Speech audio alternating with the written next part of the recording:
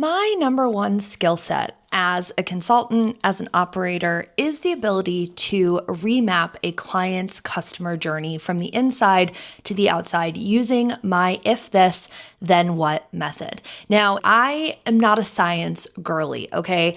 I went to school for public history. I thought I was gonna work for the Smithsonian.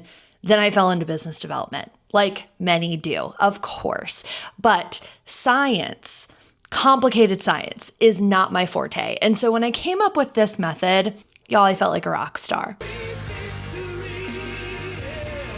And so in this video, I am gonna actually walk you through how I remap a client's customer journey using my if this, then what method. And if you haven't already done so, make sure to smash that subscribe button so you can get more business tips, business insights, behind the curtain details of how businesses, in my opinion, can operate better.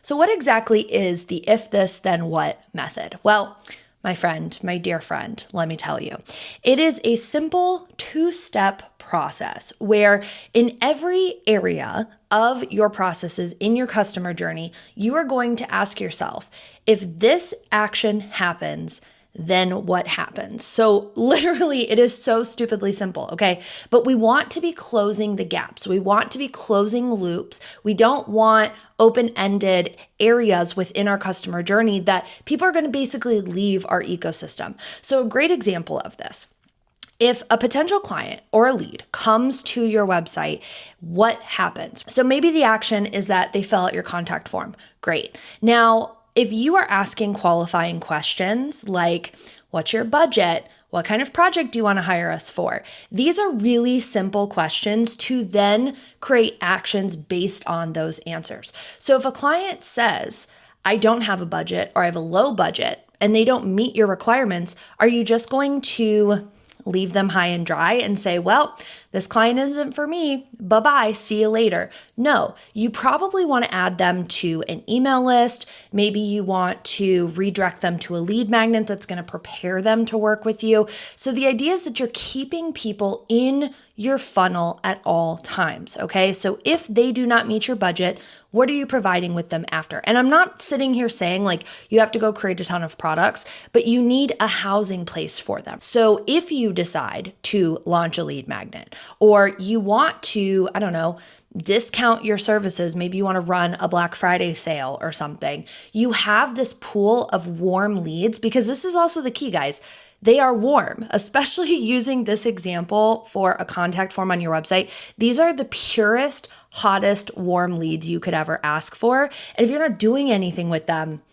what's the point? Keeping them somewhere, putting them in a holding pen until you can utilize their information and reach back out to them is so important. So I am going to use this method with an exact client that has hired me for one-on-one work. I'm going to screen share so you guys can see exactly how I do this based on the information that I've already gotten from the client. We did a 4-hour team offsite to strategize and talk through process and kind of see where the problem areas are.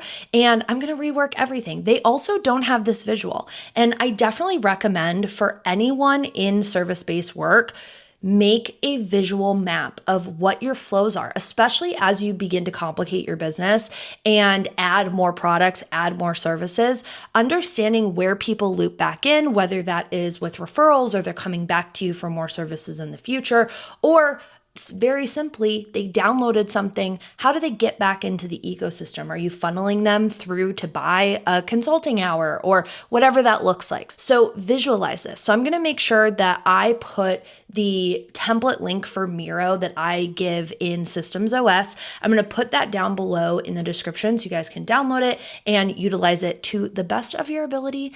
And yeah, I think that's it. Let's dive in. So the first thing that we want to start with is how a client enters our pipeline. The goal here is that you want to be as specific as possible in working through your customer journey map. You want to answer every question and then work backwards to fill in those gaps. So a great example is somebody has a discovery call, and the discovery call is either going to lead to a project or not a project. So this is a great example because there's so many specific actions that need to be taken based on whatever the decision is. And so as you can see here under the discovery call, I am then mapping out what actually happens if you're going to go towards proposing the client or not. And in this client's case, because some of their clients, because they do video production, some of their clients will reach out and get connected, but actually aren't ready to commit to a $70,000 project. And so it could be a matter of, hey, we need to circle back in 3 to 6 months. And so what we're going to do here is, instead of saying like they're out of our ecosystem, again, thinking about if this, then what, we are actually going to put in an automation for my client to be notified to follow up with this lead in 90 days. So that is also something to think about too when you are working through your customer journey, is what is the middle ground? You don't always have to say no to leads. You can circle back and follow up, but you need that process and system to do that. And so if you are going to do a process for following up with clients, what you can see here is I utilize these kind of up and down arrows to create a cycle until they leave that cycle. So you could always continue to reach out to the client as much as you want, right? Until they either leave or they're no longer a good fit and they need to be archived. Okay, and so this is a really good example of if this, then what. So if we're sending them the SOW and the budget and they approve it, obviously we're going to go through onboarding. That's pretty straightforward. But if let's say we send this and the client declines it, then what's going to happen? In this case, this is why I always recommend that whatever you send, the way that you send it, you do an approval form or a decline form on your SOWs, because then you can automate the process that if they decline, we are going to automatically update the CRM and send them, thanks so much for considering us. If we can ever help you in the future, blah, blah, blah, right? Send like a really nice email.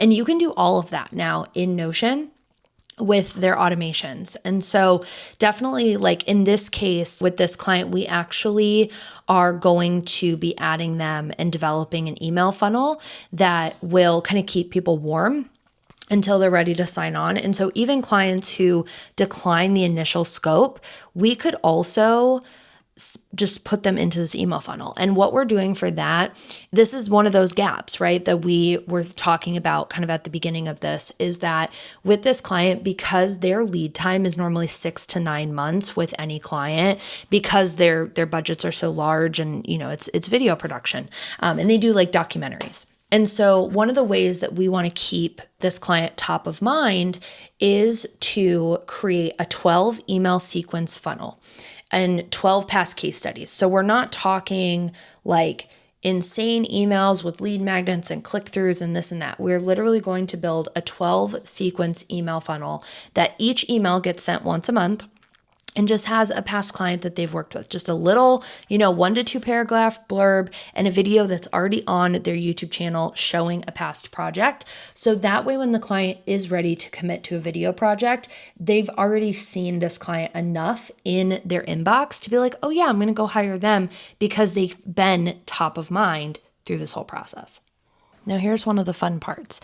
So one of the biggest issues that my client shared with me during our strategy session was that they are constantly dealing with scope creep, especially during production of projects. And they kind of have a first phase called pre-production where, they're going through shot lists and coming up with storyboards and deciding like who they're going to interview and different things for these videos. And one of the things is that even though we're getting verbal agreements from their clients saying, hey, like sounds good, once it goes into editing and production, the client's always wanting tweaks and trying to add things on that were not previously agreed. So one thing that we are going to do in this customer journey is we are going to enable, develop, what's the word we want to come up with? We want to provide the client with a form, basically a sign-off form that they have to approve the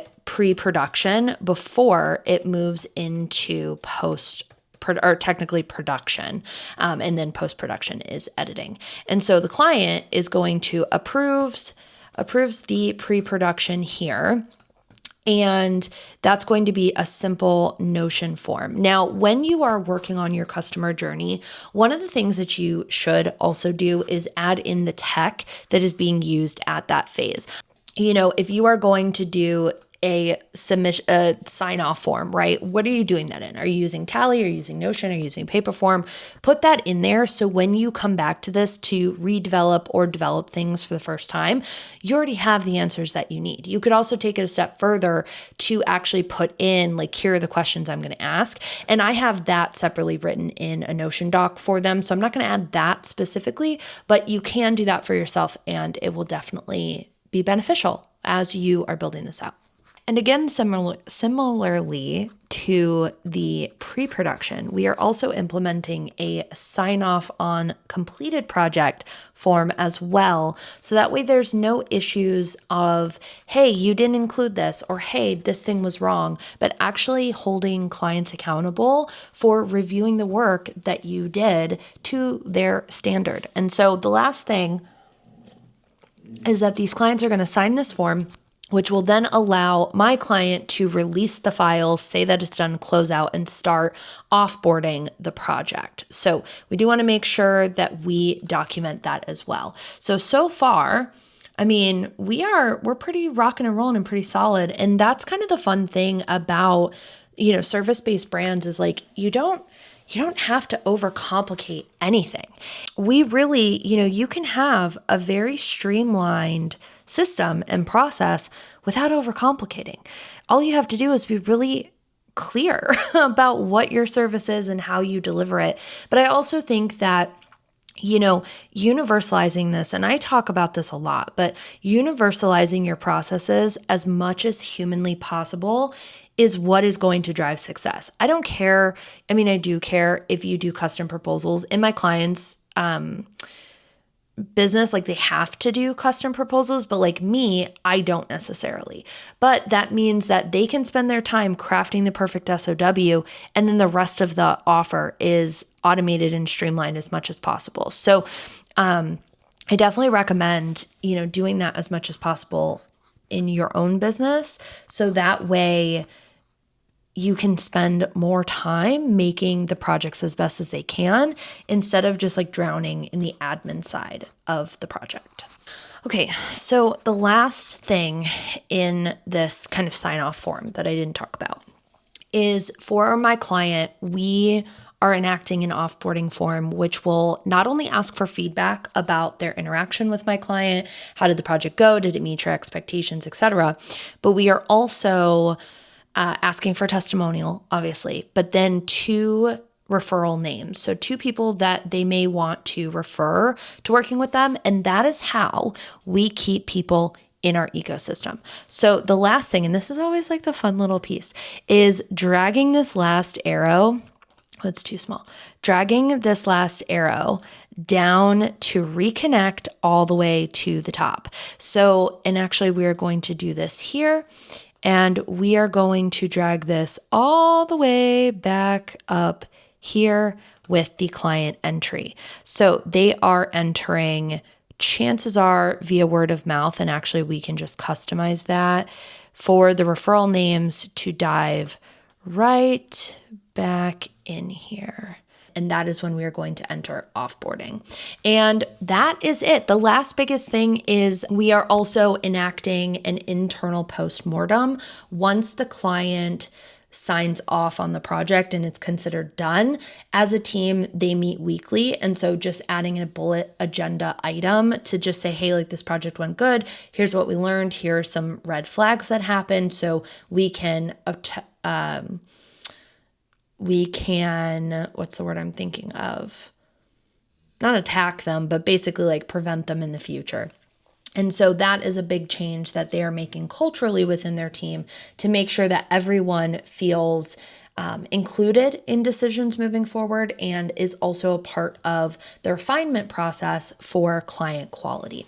So that is that, y'all. It's done. The customer journey is done. And I'm looking at my screen recording right now of my computer, and that took me 48 minutes. And most of that was me talking to you. So not to toot away my little horn, but this is this is great. And so if you ever want to work on your customer journey and you need some extra eyes and you just want to talk through things, reach out to me, let me know, book an hour call with me. I will gladly help look at specific areas of your customer journey, or even in 48 minutes, we could map your entire thing and figure out where we can make your business even better. And that's all I've got for you today. I hope you enjoyed this video. If you did, please like, rate, review, subscribe, whatever you need to do to tell the algorithm that more people need to watch this video, and I will see you very soon.